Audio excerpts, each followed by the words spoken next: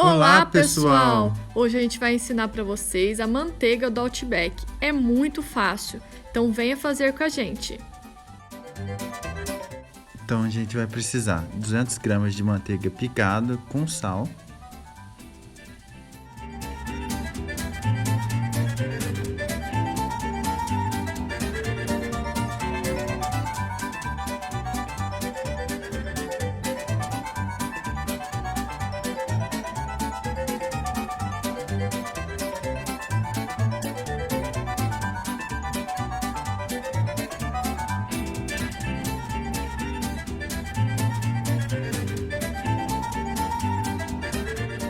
E você coloca no pote e começa a bater na batedeira até essa manteiga ficar mais dissolvida.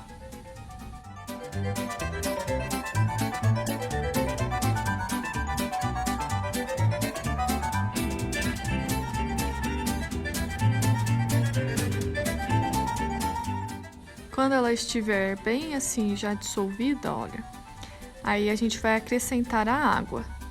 A gente coloca meia xícara de água gelada. E aí a gente vai voltar a bater até conseguir a consistência da manteiga airada.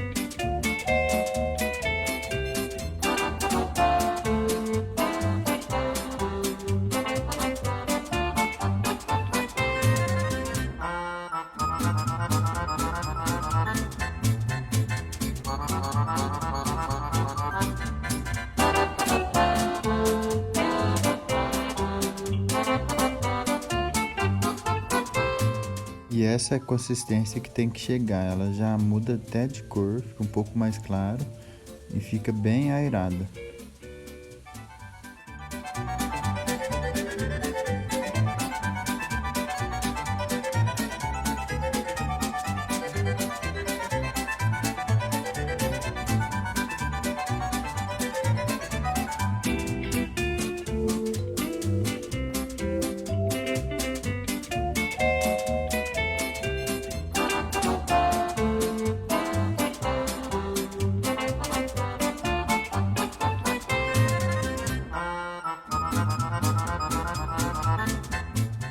Então é assim que ela fica, bem airadinha, mais clarinha.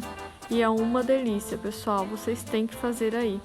Façam em casa e comente aqui. Se inscrevam no nosso canal. Curte aqui o vídeo. E não esqueçam de fazer o pão junto. Aquele pãozinho australiano que a gente ensinou aqui. Fica parecendo que você está no Outback. Uma delícia. Então até a próxima, pessoal. Até mais.